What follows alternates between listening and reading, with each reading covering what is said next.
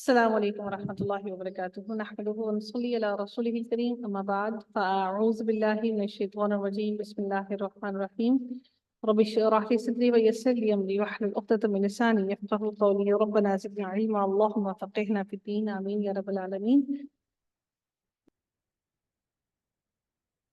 آغاز ہوتا ہے ہمارے رکوع نمبر 11 کا۔ اللہ تعالیٰ ارشاد فرماتے ہیں وَلَقَدْ آتَيْنَا مُوسَى الْكِتَابَ وَقَفَّيْنَا مِن بَعْدِهِ بِالرُّسُلِ۔ اللہ تعالیٰ ارشاد فرماتی ہیں اور بلا شبہ ہم نے یقیناً موسیٰ علیہ السلام کو کتاب دی اور اس کے بعد ہم نے پے در پے بہت سے رسول بھیجے، اور ہم نے عیسیٰ ابن مریم کو روشن نشانیاں دیں اور روح پاک سے اس کی مدد کی۔ روح پاک جو ہے وہ کس کو کہا جاتا ہے؟ وہ حضرت جبرائیل علیہ السلام کو کہا جاتا ہے کہ اللہ تعالیٰ نے ان کے ذریعے سے ان کی مدد کی۔ حضرت عیسیٰ علیہ السلام کی بھی اللہ تعالیٰ نے مدد کی۔ وَآتَيْنَا عِیسَىٰ ابْنَ مَرْیَمَ الْبَیِّنَاتِ وَأَیَّدْنَاهُ بِرُوحِ الْقُدُسِ۔ اللہ تعالیٰ نے حضرت عیسیٰ علیہ السلام کی حضرت جبرائیل علیہ السلام کے ذریعے سے ان کی مدد فرمائی، اور اللہ تعالیٰ اسی سلسلے میں سورہ بنی اسرائیل میں ارشاد فرماتے ہیں کہ اور بخاری شریف میں بھی آتا ہے کہ سیدنا ابو ہریرہ سے روایت ہے کہ نبی اکرم صلی اللہ علیہ وآلہ وسلم نے فرمایا بنی اسرائیل کے انبیاء ان کی سیاسی رہنمائی بھی کیا کرتے تھے۔ جب بھی ان کا کوئی نبی ہلاک ہو جاتا تو دوسرے ان کی جگہ موجود ہوتے۔ اللہ تعالیٰ نے پے در پے نبی بھیجے ان کے لیے۔ ایسا نہیں ہوا کہ ایک نبی کے بعد اور گیپ کے بعد کوئی دوسرا نبی نہیں آیا، بلکہ اللہ تعالیٰ نے ان کی پے در پے نبی بھیجے، کیونکہ یہ قوم بڑے سالوں سے غلامی کی قوم میں کی زندگی گزار رہی تھی، اور ان کے نزدیک جو سیاسی جو پولیٹیکل لائف تھی، پولیٹیکل زندگی تھی، وہ وہی تھی جو اپنے آنکھوں کے سامنے وہ فرعون کو دیکھا کرتے تھے۔ اس لیے اللہ تعالیٰ نے ان کے پاس پے در پے نبی بھیجے تاکہ وہ لوگ ہدایت پر رہیں اور اپنی پولیٹیکل لائف کو بھی قرآن اور حدیث، قرآن یعنی کہ اس وقت کی جو کتاب اللہ تعالیٰ اپنے نبیوں کے ذریعے ان کے پاس بھیجی، اس کے مطابق، اللہ کے احکامات کے مطابق اپنی پولیٹیکل لائف کو گزار سکیں۔ تو اللہ تعالیٰ نے بنی اسرائیل میں سیدنا موسیٰ علیہ السلام کے بعد جو پیغمبر بھیجے، ان میں سے کچھ کے نام قرآن میں موجود ہیں۔ ان میں حضرت ہارون علیہ السلام، سیدنا ذوالکفل، سیدنا الیاس علیہ السلام، سیدنا الیسیع علیہ السلام، سیدنا داؤد علیہ السلام، سلیمان علیہ السلام، زکریا علیہ السلام، یونس علیہ السلام، اور حضرت عزیر علیہ السلام، اور پھر حضرت عیسیٰ اور حضرت یحییٰ علیہ السلام وغیرہ ہیں۔ یہ سارے نبی اللہ تعالیٰ نے پے در پے بھیجے بنی اسرائیل کی مدد کرنے کے لیے، ان کو پولیٹیکلی بھی ان کی تربیت کرنے کے لیے۔ اور پھر اللہ تعالیٰ ارشاد فرماتے ہیں وَآتَيْنَا عِیسَىٰ ابْنَ مَرْیَمَ الْبَیِّنَاتِ وَأَیَّدْنَاهُ بِرُوحِ الْقُدُسِ۔ اللہ تعالیٰ اس کے بارے میں سورہ بنی اسرائیل میں ارشاد فرماتے ہیں کہ بلا شبہ میں یقیناً تمہارے پاس تمہارے رب کی طرف سے نشانی لایا ہوں۔ حضرت عیسیٰ علیہ السلام نے بنی اسرائیل سے کیا کہا کہ بلا شبہ میں یقیناً تمہارے پاس، سورہ آل عمران کی آیت ہے، آیت نمبر 49، کہ یقیناً میں تمہارے پاس تمہارے رب کی طرف سے نشانی لایا ہوں کہ میں یقیناً تمہارے لیے مٹی سے پرندے کی صورت جیسی چیز بناتا ہوں، پھر اس میں پھونک مارتا ہوں تو وہ اللہ تعالیٰ کے حکم سے پرندہ بن جاتا ہے، اور اللہ تعالیٰ کے حکم سے میں پیدائشی اندھے کو اور کوڑی کو ٹھیک کرتا ہوں، اور مردوں کو بھی میں زندہ کرتا ہوں، اور میں تمہیں خبر دیتا ہوں کہ تم کیا کھاتے ہو اور کیا اپنے گھروں میں ذخیرہ کرتے ہو۔ بلا شبہ اس میں یقیناً تمہارے لیے نشانی ہے اگر تم ایمان والے ہو۔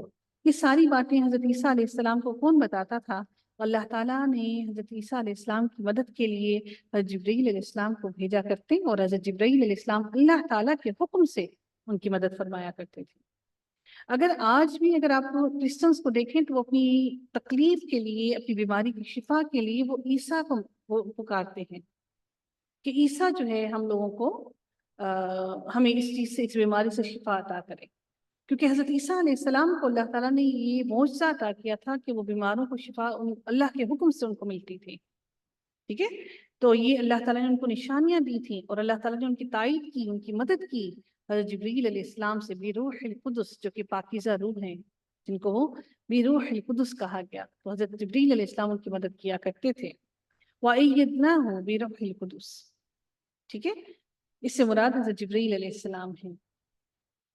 آگے دیکھتے ہیں کہ اگلے حصے میں اللہ تعالیٰ فرماتے ہیں أَفَكُلَّمَا جَاءَكُمْ رَسُولٌ بِمَا لَا تَهْوَىٰ أَنفُسُكُمْ اسْتَكْبَرْتُمْ، تو کیا جب کبھی تمہارے پاس کوئی رسول اس چیز کے ساتھ آیا جو تمہارے دل میں نہیں چاہتے تھے، تم نے تکبر کیا۔ اگر تم محمد پر ایمان نہیں لاتے تو تمہاری اپنی اناد، تمہاری اپنی نفرت اور انکار تمہاری طبیعت کا خاصہ ہے، یعنی کہ تمہاری یہ نفرت تمہاری طبیعت کے اندر یہ تمہاری شامل ہو چکی ہے بات۔ تم نے اس سے پہلے بھی ایسے ہی تکبر کیا اور تم نے ایسے ہی باقی بھی نبیوں کو ایسے ہی جھٹلایا، جو ان کے دلوں کے اندر، جو ان کے دل نہیں چاہتے تھے، اس وجہ سے ان کے دل ایمان نہیں لاتے تھے۔ جو دل چاہتا تھا وہ ان کی کیا تھی؟ ان کی شہوت تھی دنیا کی، وہ دنیا کی شہوت حاصل کرنا چاہتے تھے اور دنیا میں ہی مگن رہنا چاہتے تھے۔ ان لوگوں نے تکبر کیا، تم نے اللہ تعالیٰ کی طرف سے جو کچھ آیا اس پر ایمان لانے اور اس کی اتباع کرنے سے تکبر کیا۔ تورات پر ایمان رکھنے کے باوجود یہود کے لیے انبیاء کی نصیحت ناقابل برداشت تھی۔ اس کی وجہ یہ تھی کہ تورات کے نام پر جس زندگی کو وہ اختیار کیے ہوئے تھے وہ ان کی خود پرستی اور دنیا پرستی کی زندگی تھی۔ اس لیے اللہ تعالیٰ کی باتوں پر، ان کے احکامات پر ایمان لانا ان کو مشکل لگتا تھا۔ اور اللہ تعالیٰ پھر فرماتے ہیں فَفَرِيقًا كَذَّبْتُمْ، چنانچہ کسی گروہ کو تم نے جھٹلایا، جن پیغمبروں کو یہود نے جھٹلایا، وہ محمد صلی اللہ علیہ وآلہ وسلم اور عیسیٰ علیہ السلام ہیں۔ انہوں نے حضرت موسیٰ علیہ السلام کو نہیں جھٹلایا۔ یاد رکھیے گا، بنی اسرائیل نے حضرت موسیٰ علیہ السلام کو نہیں جھٹلایا کہ حضرت موسیٰ علیہ السلام جھوٹ بول رہے ہیں۔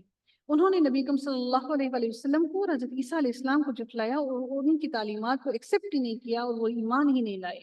انہوں نے کہا کہ ہمارا آخری نبی جو ہے وہ حضرت موسیٰ ہی ہے، اس کے بعد کوئی، وہ انہوں نے حضرت نبی اکرم صلی اللہ علیہ وسلم کو مانا ہی نہیں، نہ حضرت عیسیٰ علیہ السلام کو مانا انہوں نے۔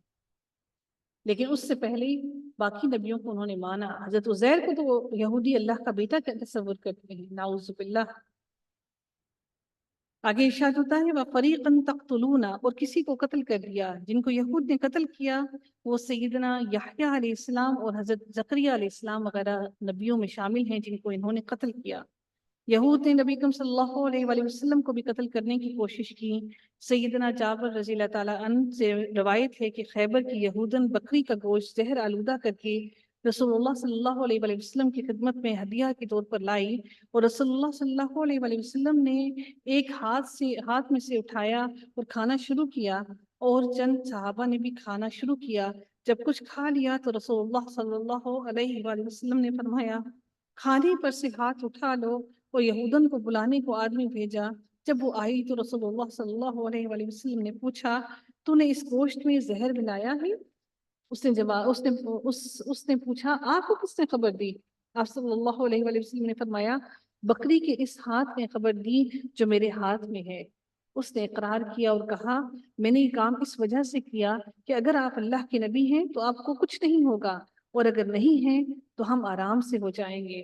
اور جس نے گوشت کھایا تھا وہ وفات پا گیا، اور رسول اللہ صلی اللہ علیہ وآلہ وسلم نے اس زہر کو نکلوانے کے لیے اپنے شانے یعنی اپنے کندھوں سے خون نکلوایا۔ نبی حضرت عائشہ رضی اللہ تعالیٰ عنہ بیان کرتی ہیں کہ نبی اکرم صلی اللہ علیہ وآلہ وسلم اپنے مرض وفات میں فرماتے تھے خیبر میں زہر آلود لقمہ جو میں نے اپنے منہ میں رکھ لیا تھا اس کی تکلیف آج بھی میں محسوس کرتا ہوں۔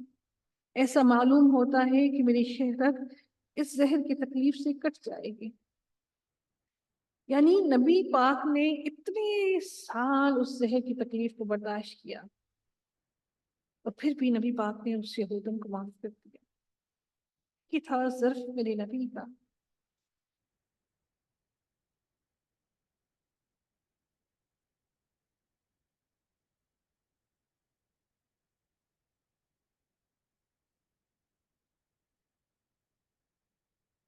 وَقَالُوا قُلُوبُنَا غُلْفٌ، اور انہوں نے کہا کہ ہمارے دل غلاف میں ہیں۔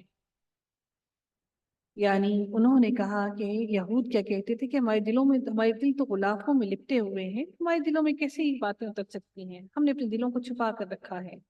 اللہ تعالیٰ فرماتے ہیں بل لعنہم اللہ بکفرہم، بلکہ لعنت ہے ان پر اللہ تعالیٰ کی ان کے کفر کے سبب۔ یعنی اللہ تعالیٰ نے ان پر لعنت کی، بلکہ اللہ تعالیٰ نے ان کے کفر کی وجہ سے ان پر لعنت کی، لہٰذا کم ہی ہے جس پر وہ ایمان لاتے ہیں۔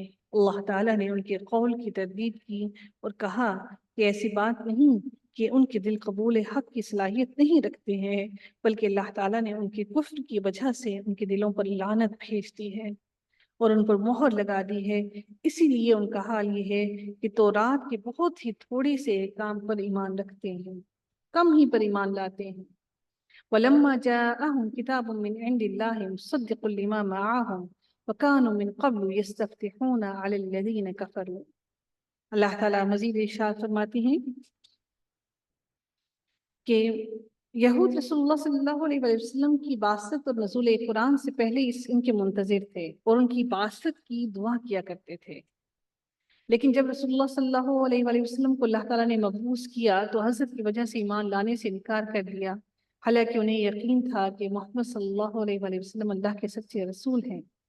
اللہ تعالیٰ فرماتے ہیں وَلَمَّا جَاءَهُمْ كِتَابٌ مِّنْ عِنْدِ اللَّهِ، اور جب اللہ کی طرف سے ان کے پاس ایک کتاب آ گئی، یہود کے پاس آنے والی کتاب کا ذکر کیا گیا ہے جو محمد پر نازل ہوئی، یعنی قرآن مجید، مصدق لما، تو جو تصدیق کرنے والی ہے، معاہم، جو ان کے پاس ہے، ان کی تورات کی کتاب کی بھی تصدیق کرتی ہے، اور وَكَانُوا مِن قَبْلُ يَسْتَفْتِحُونَ عَلَى الَّذِينَ كَفَرُوا، یہ لوگ کیا کرتے تھے کہ یہ لوگ دعا کیا کرتے تھے اللہ تعالیٰ سے کہ اے اللہ تو ہمیں ہمارے بیچ میں ایک ایسا نبی دے دے جو جس کی سرپرستی میں ہم لوگ ان کافروں مشرکوں اہل مکہ جو مشرک ہیں ان سے جا کر جنگ کریں اور پھر ہم فتح مانگے، فتح پالیں۔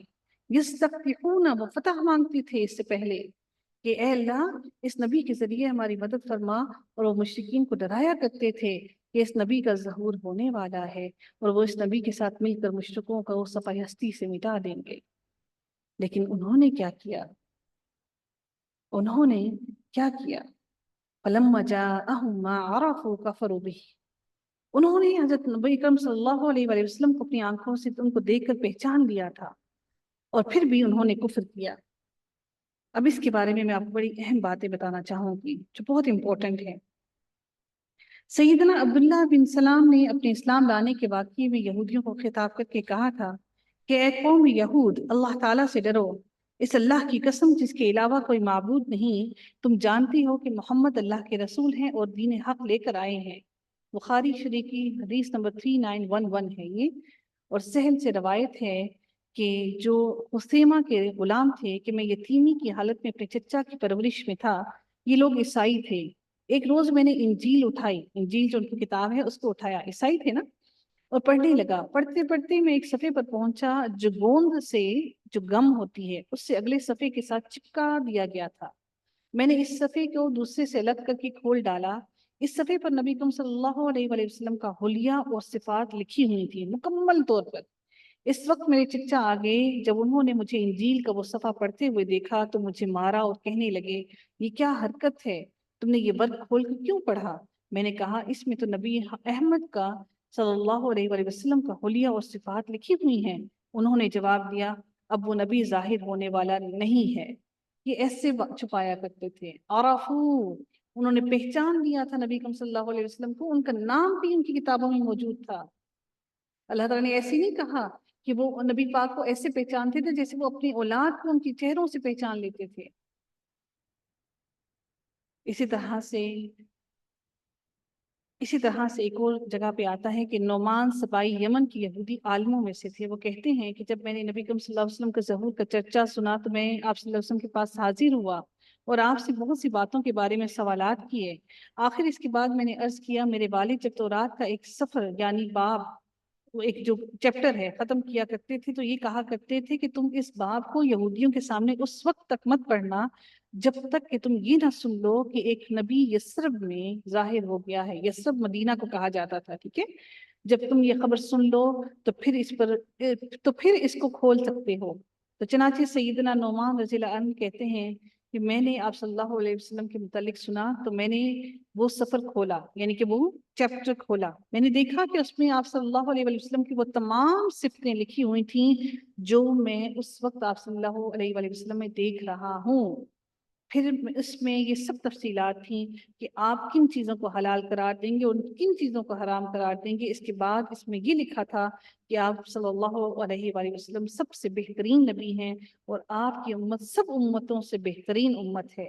یہ کہ آپ کا نام احمد ہے اور آپ کی امت حماد ہوگی، یعنی تنہائی میں اور کھلے عام ہر طرح سے اللہ تعالیٰ کی حمد و ثنا آپ بیان کرنے والی ہوگی۔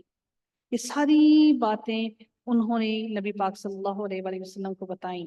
وہ جب بھی کسی لڑائی میں شریک ہوں گے تو جبرائیل علیہ السلام ان کے ساتھ ہوں گے، جو اس طرح اللہ تعالیٰ کی رحمت کا ان پر سایہ کیے رکھیں گے جیسے پرندہ اپنے بچوں پر چھایا رہتا ہے۔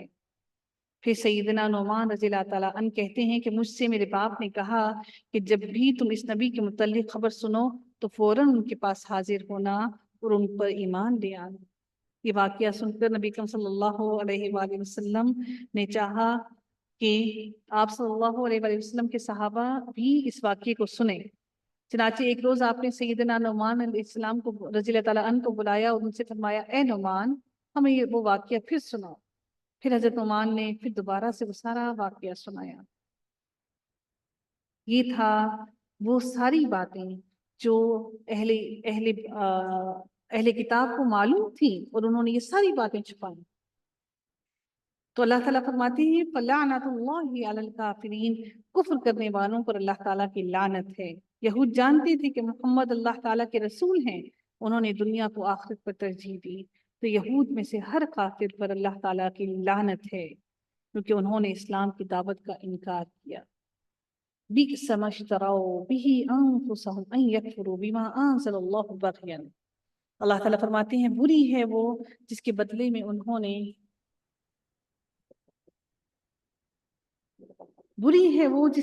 انہوں نے اپنے آپ کو بیچ ڈالا، یعنی انہوں نے اپنے آپ کو بیچ ڈالا کہ وہ انکار کر دیں کہ اس کا جو اللہ تعالیٰ نے نازل کیا۔ اس ضد کی وجہ سے یہود نے رسول اللہ صلی اللہ علیہ وآلہ وسلم کی تصدیق کرنے کے بجائے ان کی تکذیب کی، ایمان لانے کے بجائے کفر کیا، فرما برداری کرنے کے بجائے نافرمانی کی اور اپنے آپ کو اللہ تعالیٰ کے غضب کا مستحق کر لیا۔ انہوں نے اپنی کامیابی، اپنی سعادت، فلاح اور نجات کو اس ضد اور حسد کی بنا پر قربان کر دیا۔ یہ نبی ہماری نسل سے کیوں نہیں آیا؟ یہ سودا بڑا برا ہے جو انہوں نے اپنی جانوں کو بیچ کر دیا، انہوں نے دنیا کی زندگی کو اپنایا۔ پھر اللہ تعالیٰ ارشاد فرماتے ہیں اَيُنَزِّلَ اللَّهُ مِن فَضْلِهِ عَلَى مَن يَشَاءُ مِنْ عِبَادِهِ، کہ اللہ تعالیٰ اپنا کچھ فضل اپنے بندوں میں سے جس پر چاہتا ہے نازل کرتا ہے۔ اللہ تعالیٰ کے فضل سے مراد نبوت اور رسالت ہے۔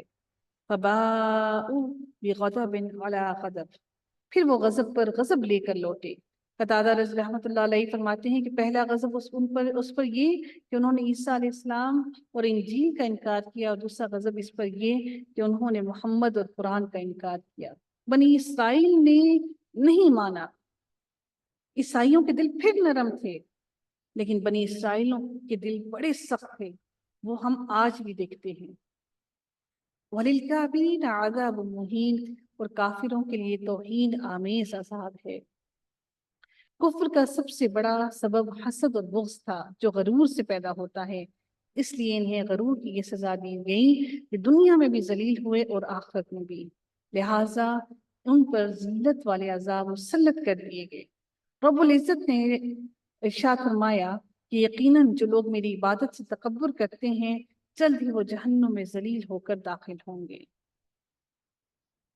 نبی اکرم صلی اللہ علیہ وآلہ وسلم نے فرمایا کہ متکبر گھمنڈ کرنے والے لوگوں کو قیامت کے دن میدان حشر میں چھوٹی چھوٹی چیونٹیوں کے مانند لوگوں کی صورتوں میں لایا جائے گا، انہیں ہر جگہ ذلت ڈھانپے رہے گی، پھر وہ جہنم کے ایک ایسے قید خانے کی طرف ہانکے جائیں گے جس کا نام بولس ہے۔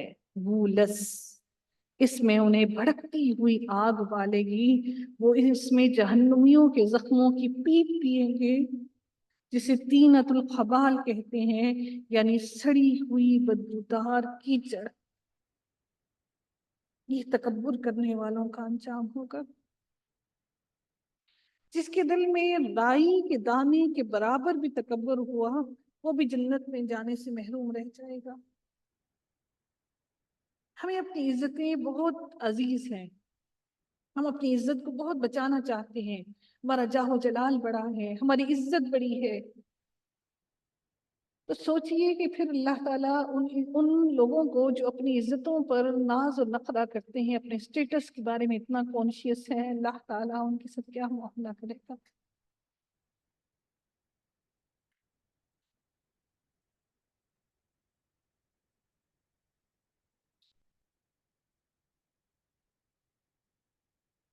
اذا قیل لهم آمنوا بما انزل اللہ قالوا نؤمن بما انزل علینا. رسول اللہ صلی اللہ علیہ وسلم پر ایمان لائے بغیر تورات اور انجیل پر ایمان مکمل نہیں. اس کی وضاحت یہاں پر ہوئی ہے کیا کہ اور جب ان سے کہا جاتا ہے کہ اس پر ایمان لے آؤ جو اللہ تعالیٰ نے نازل کیا ہے، جب اہل کتاب رسول اللہ صلی اللہ علیہ وسلم اور قرآن مجید پر ایمان لانے کو کہا جاتا تو وہ کہتے کہ تورات اور انجیل پر ایمان لانا ہی کافی ہے. تو اس بارے میں کہا جا رہا ہے کہ کافی نہیں ہے کہ تمہیں اس پر ایمان لانا ہے جو اللہ تعالیٰ نے تو ابھی نازل کیا ہے، اس پر ایمان لائے بغیر تمہارا تورات اور انجیل پر ایمان لانا نامکمل ہے. تو اللہ تعالیٰ مزید ارشاد فرماتے ہیں وہ کیا کہتے ہیں، قالوا نؤمن بما انزل علینا ویکفرون بما وراءہ، تو کہتے ہیں کہ ہم اس پر تو ایمان رکھتے ہیں جو ہم پر نازل کیا گیا ہے، یعنی کہ تورات اور انجیل پر تو ایمان لاتے ہیں، اور جو اس کے علاوہ ہے اس کا وہ کفر کرتے ہیں. یہود تورات کے سوا سب کتابوں کا انکار کرتے تھے، حالانکہ ان پر واجب تھا کہ اللہ تعالیٰ کی سب کتابوں پر ایمان لائیں. رب العزت نے یہود کے قرآن کا انکار کرنے کو رد کا رد دو پہلوؤں سے کیا ہے. فرمایا وَهُوَ الْحَقُّ، حالانکہ وہ حق ہے. یہ قرآن اپنے احکامات، اپنی خبروں میں حق پر مشتمل ہے، اور یہ مصدقا لما معہم، اور یہ اس کی بھی تصدیق کرتا ہے جو ان کے پاس ہے. یہود اللہ تعالیٰ کی کتابوں اور رسولوں کے درمیان میں تفریق کرتے تھے. اس کے لیے اللہ تعالیٰ نے ارشاد فرمایا کہ یقیناً جو لوگ اللہ تعالیٰ اور اس کے رسولوں کے ساتھ کفر کرتے ہیں اور وہ ارادہ رکھتے ہیں کہ اللہ تعالیٰ اور اس کے رسولوں کے درمیان میں فرق کریں، اور وہ کہتے ہیں کہ ہم کسی پر ایمان لاتے ہیں اور کسی کا کفر کرتے ہیں، اور وہ ارادہ رکھتے ہیں کہ اس کے درمیان ہی میں کوئی راستہ بنا لیں، یہی لوگ حقیقی کافر ہیں، اور ہم نے کافروں کے لیے ذلیل کرنے والا عذاب تیار کر رکھا ہے. سورۃ النساء میں آیت 150 اور 151 میں اللہ تعالیٰ نے یہ ارشاد فرمایا، اے نبی کہہ دو قل فَلِمَا تَقْتُلُونَ أَنْبِيَاءَ اللَّهِ مِنْ قَبْلُ إِن كُنْتُمْ مُؤْمِنِينَ. کہہ دو اگر تم ایمان لانے والے تھے تو اس سے پہلے انبیاء کو کیوں قتل کرتے تھے؟ رب العزت نے یہود سے سوال کیا ہے کہ اگر تم تورات اور انجیل پر ایمان رکھتے تھے تو ان نبیوں کو کیوں قتل کیا جو موسیٰ علیہ السلام کے بعد آئے؟ یہود سیدنا زکریا اور سیدنا یحییٰ علیہ السلام دونوں کو قتل کیا. اس سے ثابت ہوا کہ ان کا تورات پر ایمان لانے کا دعویٰ بھی درست نہیں ہے، یہ بھی جھوٹے ہیں اس معاملے میں بھی. وَلَقَدْ جَاءَكُمْ مُوسَىٰ بِالْبَيِّنَاتِ ثُمَّ اتَّخَذْتُمُ الْعِجْلَ مِنْ بَعْدِهِ وَأَنْتُمْ ظَالِمُونَ. اور جب اللہ تعالیٰ نے تمہارے پاس موسیٰ علیہ السلام کے ذریعے روشن نشانیاں لے کر اللہ نے موسیٰ علیہ السلام کو بھیجا، تو اس کے باوجود بھی انہوں نے کیا کیا کہ اللہ تعالیٰ کے معبود ہونے پر اور اپنے رسول ہونے پر جب نشانیاں لے کر آئے تو انہوں نے واضح معجزات جب لائے تو ان نشانیوں کو بھی جھٹلایا جو موسیٰ علیہ السلام لے کر آئے. پھر اللہ تعالیٰ نے ان کی طرف جب عذاب بھیجا، جیسے کہ طوفان کا، ٹڈیوں کا، جوؤں کا، مینڈک کا، خون کا، اور اللہ تعالیٰ نے پھر جو ان کو نشانیاں دکھائیں عصا کا، پھر ان کا جو ہاتھ روشن ہو جاتا، سمندر میں راستہ بنتے ہوئے دکھایا، پتھر سے چشموں کا جاری ہونا دکھایا، من و سلوہ دکھائی، یہ سب چیزیں اللہ تعالیٰ نے ان کو ان کی آنکھوں کے سامنے دکھائی. اس کے باوجود بھی وہ انکار کرنے لگے، اور پھر انہوں نے کیا کیا، ثم اتخذتم العجل، انہوں نے بچڑے کو معبود بنا لیا. اللہ تعالیٰ فرماتے کتنے بڑے ظالم ہو تم. اس سے بڑھ کر ظالم کون ہے؟ معلوم ہے آپ کو وہ سارا کا سارا جو پانی پیتے تھے نا، وہ پانی خون کا ہو گیا، خون کا نہیں، خون ہو گیا، بدبو بھی خون کی، رنگ بھی خون کا. لیکن وہی پانی جب اہل ایمان پیتے تو وہ پانی ویسے ہی عام بغیر کسی ذائقے کے میٹھا پانی پیتے. اور یہی انہی لوگوں کے لیے وہ خون تھا، اور اہل ایمان کے لیے وہ پانی صاف تھا. اپنی آنکھوں سے انہوں نے دیکھا جوئیں اس قدر تھی کہ اچھل اچھل کے نکلتی تھی، اور مینڈک اس قدر تھے کہ اچھل اچھل کے ان کے منہ کے اندر جاتے تھے. اللہ اکبر، ایسا عذاب. تو پھر اللہ نے وہ عذاب ہٹایا بھی ان کے اوپر سے. پھر انہوں نے کیا کیا، پھر بچڑے کو انہوں نے معبود بنا لیا. پھر اللہ نے پھر ایک اور اللہ نے کیا کیا، وَإِذَا أَخَذْنَا مِيثَاقَكُمْ وَرَفَعْنَا فَوْقَكُمُ الطُّورَ، ان کے سروں پر کوہ طور کو بلند کیا. کچھ روایات میں آتا ہے کہ بہت زور کا زلزلہ ہوا، ایسے لگا کہ جیسے کوہ طور ان کے سر پر آ کے گر پڑے گا. اور کچھ روایات میں آتا ہے کہ یہ کوہ طور کو ہی اٹھا کر ان کے سر پر بلند کر دیا گیا. اور پھر سر پر بلند کر کے اس سے وعدہ لیا گیا کہ اب تم اللہ کو مان جاؤ، اس کی وحدانیت کو مان جاؤ۔ ایسے بدبخت کہ جب سر پہ تو کوہ طور کو دیکھا اس وقت تو ان کے دل پریشانی میں آ گئے، جیسے کوہ طور کو اللہ نے ہٹایا پھر سے ویسے ہی ہو گئے۔ خذوا ما آتیناکم بقوۃ واسمعوا، پکڑ لو اللہ کی آیات کو قوت کے ساتھ اور سن لو۔ انہوں نے کیا کہا؟ قالوا، انہوں نے کہا سمعنا، سنا ہم نے، اور وعصینا، اور ہم نے نافرمانی کر دی۔ بڑی آرام سے اپنی زبان سے کہا۔ اللہ تعالیٰ فرماتے ہیں وَأُشْرِبُوا فِي قُلُوبِهِمُ الْعِجْلَ بِكُفْرِهِمْ، اللہ نے ان کے دلوں میں بچڑے کی محبت کو ایسا لگا جیسے پلا دی، ان کی رگوں میں شامل ہو گئی۔ قُلْ بِئْسَ مَا يَأْمُرُكُمْ بِهِ إِيمَانُكُمْ إِن كُنتُم مُؤْمِنِينَ، کتنا ہی برائی ان کا ایمان ہے جو ان کو ایسا کرنے کا حکم دیتا ہے۔ یہ کیسا ایمان وہ لے کر آئے ہیں جو ان کو ایسی بھٹکے ہوئے رستوں کے حکم دیتا ہے؟ قُلْ إِن كَانَتْ لَكُمُ الدَّارُ الْآخِرَةُ، اللہ تعالیٰ فرماتے ہیں کہہ دو، آپ ان سے کہہ دو، یعنی یہ سب کو دعوت دی جا رہی ہے، اگر آخرت کا گھر اللہ تعالیٰ کے نزدیک سب لوگوں کے سوا خاص تمہارے ہی لیے ہے، اگر آخرت کا گھر یعنی جنت صرف تمہارے ہی لیے ہے، یعنی اگر تمہارا یہ دعویٰ ہے کہ جنت میں صرف وہی لوگ جائیں گے جو یہودی اور نصرانی ہیں، وہ یہ کہ تمہیں آگ چند دن کے سوا ہرگز نہیں چھوئے گی، فَتَمَنَّوُا الْمَوْتَ إِن كُنتُمْ صَادِقِينَ، اگر تم سچے ہو تو موت کی تمنا کیوں نہیں کرتے کہ اللہ تمہیں موت دے دے؟ لیکن وہ موت کی تمنا نہیں کریں گے۔ اب اس بات کو اللہ تعالیٰ اگلی آیتوں میں ایلیبوریٹ کر رہے ہیں۔ اللہ تعالیٰ فرماتے ہیں اگلی آیت میں وَلَن يَتَمَنَّوْهُ أَبَدًا بِمَا قَدَّمَتْ أَيْدِيهِمْ وَاللَّهُ عَلِيمٌ بِالظَّالِمِينَ، اللہ تعالیٰ فرماتے ہیں وہ ہرگز تمنا نہیں کریں گے اس کی، کس کی؟ موت کی، کبھی بھی، کیونکہ انہیں معلوم ہے کہ ان کے ہاتھوں نے ان کے اعمال کیا آگے بھیجے ہیں، وہ کیسے موت کی تمنا کریں گے۔ میں اور آپ موت سے کیوں ڈرتے ہیں؟ اسی لیے جانتے ہیں کہ ہمارے دامن خالی۔ اللہ سے دعا ہے ہمارے دامن کو نیکیوں سے بھر دے۔ یہی وجہ ہے کہ وہ بھی موت کی تمنا نہیں کرتے۔ مومن جو ہوتے ہیں نا، وہ موت سے نہیں گھبراتے، خوشی خوشی موت کو گلے لگاتے ہیں، کیونکہ انہیں اپنے رب سے ملنے کی خوشی ہوتی ہے۔ وہ جانتے ہیں کہ ہم نے اپنے رب سے ملنا ہے، اب دنیا کی ساری مشقتیں ختم ہونے والی ہیں۔ ہم بھی تو موت کی تمنا نہیں کر سکتے، ہاتھ ہی خالی، دامن ہی خالی، ہماری بیگ سے خالی، کوئی عمل ہی نہیں۔ واللہ علیم بالظالمین، اور اللہ بخوبی جانتا ہے ظالموں کو۔ اللہ تعالیٰ فرماتے ہیں وَلَا تَجِدَنَّهُمْ أَحْرَصَ النَّاسِ، بلکہ آپ ان لوگوں کو زیادہ حریص پائیں گے، زیادہ حریص پائیں گے ان کو۔ سورہ جمعہ کے اندر اللہ تعالیٰ ارشاد فرماتے ہیں کہ آپ کہہ دیجئے لوگوں جو یہودی بن گئے ہو، اگر تمہارا یہ خیال ہے کہ یقیناً تم دوسرے لوگوں کے ماں سوا اللہ تعالیٰ کے دوست ہو تو موت کی تمنا کرو، اگر تم واقعی سچے ہو، اور وہ کبھی اس کی تمنا نہیں کریں گے، اس کی وجہ سے جو ان کے ہاتھوں نے آگے بھیجا، اور اللہ تعالیٰ ظالموں کو خوب جانتا ہے۔ اے نبی آپ کہہ دیجئے کہ بلا شبہ جس موت سے تم بھاگ رہے ہو تو یقیناً وہ تم سے ملنے والی ہے، پھر تم اس کے پاس لوٹائے جاؤ گے، جو پوشیدہ اور ظاہر کو جاننے والا ہے تو وہ تمہیں بتا دے گا جو کچھ تم کر رہے ہو۔ حالانکہ یہ لوگ کہتے ہیں کہ ہم تو اللہ کے دوست ہیں، تو اللہ تعالیٰ فرماتے ہیں کہ تم انہیں زیادہ حریص پاؤ گے، ان لوگوں کو زیادہ حریص پاؤ گے زندگی پر۔ وَمِنَ الَّذِينَ أَشْرَكُوا، یعنی سب سے زیادہ زندگی پر حریص ان کو پاؤ گے، اور ان لوگوں سے جنہوں نے شرک کیا یہ ان سے بھی زیادہ حریص ہوں گے، یعنی کہ کافروں سے بھی زیادہ یہ اہل کتاب حریص ہیں دنیا کی زندگی کے لیے۔ یہود دنیا کی زندگی کے حریص ہیں کیونکہ وہ دنیا کی زندگی میں ڈوبے ہوئے ہیں اور انہیں اپنا بدترین حشر معلوم ہے، ان کی کتابوں میں سب کچھ لکھا ہوا ہے۔ یود احدہم لو یعمر الف سنۃ، ان میں سے ہر ایک شخص یہ چاہتا ہے کہ اللہ تعالیٰ اس کو 1000 سال کی عمر عطا کر دے۔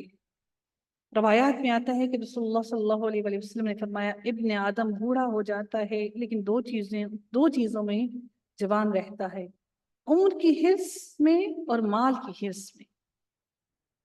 ہم وہ کہتے ہیں نا دل تو بچہ ہے جی، دل جوان ہونا چاہیے. یعنی دل کب جوان ہوتا ہے؟ جب ہم اپنا بناؤ سنگھار اپنی دنیا کی زندگی میں مگن رہتے ہیں تو دل جوان رہتے ہیں. اور جب موت کی فکر ہوتی ہے نا تو وہ کمر جھکا دیتی ہے، وہ وقت سے پہلے ہی پورا کر دیتی ہے. آخرت کی فکر بڑی سخت ہے، تو ہمارا دل ابھی بھی وہ بچہ ہے دل، کیونکہ ہمیں ابھی آخرت کی فکر نہیں. یہ ترمذی کی حدیث نمبر 2339 میں ہے. رسول اللہ صلی اللہ علیہ وسلم نے فرمایا ہے ابن آدم بوڑھا ہو جاتا ہے لیکن دو چیزوں میں جوان رہتا ہے، عمر کی حرص میں اور مال کی حرص میں. جوان رہے گا تو زیادہ کمائے گا نا. ہر ایک یہ چاہتا ہے کہ 1000 سال کی عمر دے دی جائے اس کو. پھر اللہ تعالیٰ فرماتے ہیں یبد احدہم لو یعمر 1000 سنۃ. ان کو ہر ایک ہی چاہتا ہے کہ کاش 1000 سال کی عمر دے دی جائے، لیکن اگر 1000 سال بھی دے دی جائے تو 1000 سال کے بعد بھی تو مر کے اللہ کی طرف لوٹ کر آنا ہے. اللہ کے عذاب سے ان کو کوئی نہیں بچا سکتا، ان کو اللہ کے عذاب سے کوئی پھیر نہیں سکتا. چاہے اللہ ان کو یہ عمر دے بھی دے تب بھی ان کو عذاب سے کوئی نہیں بچا سکتا. واللہ بصیر بما یعملون. اللہ تعالیٰ سب کچھ دیکھنے والا ہے، جو کچھ وہ عمل کرتے ہیں. اللہ تعالیٰ ہم سب کی مغفرت فرمائے.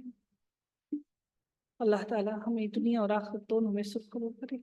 آخر دعوانا الحمد للہ رب العالمین صلی اللہ تعالیٰ علی خیرہ خلقہ اجمعین برحمتک یا ارحم الراحمین.